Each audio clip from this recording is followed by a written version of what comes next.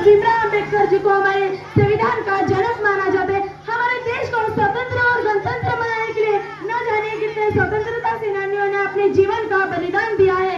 हमारे देश उनके समर्पण को कभी भूल नहीं सकता।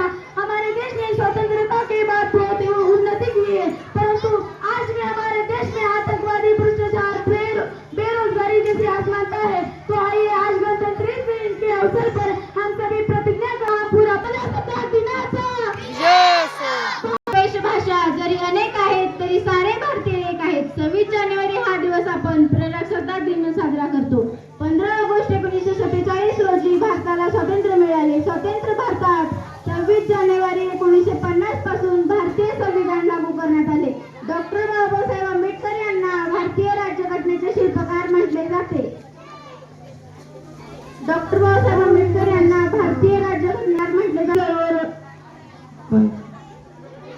स्वातंत्र्य फडकते सूर्य तळपतो प्रगतीचा, स्वातंत्र्याची ध्वजा फडकते सूर्य तळपतो प्रगतीचा, पराक्रमाचे वीज पेरतो सुगंध माझ्या मातीचा, सुगंध माझ्या मातीचा। मित्रांनो, प्रथम आपल्याला प्रजासत्ताक दिनाच्या खूप खूप शुभेच्छा। आज 23 जानेवारी म्हणजेच आपला प्रजासत्ताक दिन। मित्रांनो, आपल्याला माहित आहे की आपण प्रजासत्ताक दिन का साजरा करतो आणि हा प्रजासत्ताक दिन 26 जानेवारीला का साजरा करतो।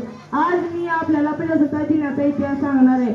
मित्रांनो, आपला भारत देश 15 ऑगस्ट 1947 रोजी इंग्रजांच्या गुलामगिरीतून स्वतंत्र झाला, परंतु स्वतः राष्ट्र म्हणून देश चालवण्यासाठी आपल्याकडे आपली राज्यघटना नव्हती। अशा वेळी डॉक्टर बाबासाहेब आंबेडकर यांच्या नेतृत्वाखाली घटना समिती स्थापना करण्यात आली।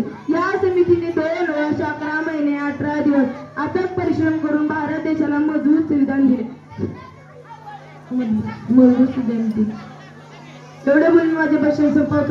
नमस्कार, माझे नाव आनंद आहे। आज 26 जानेवारी भारताचा प्रजासत्ताक दिन साजरा होतो। प्रजासत्ताक दिन हा भारताचा राष्ट्रीय सण आहे। हा दिवस बुद्धिमान, सुखद, जैन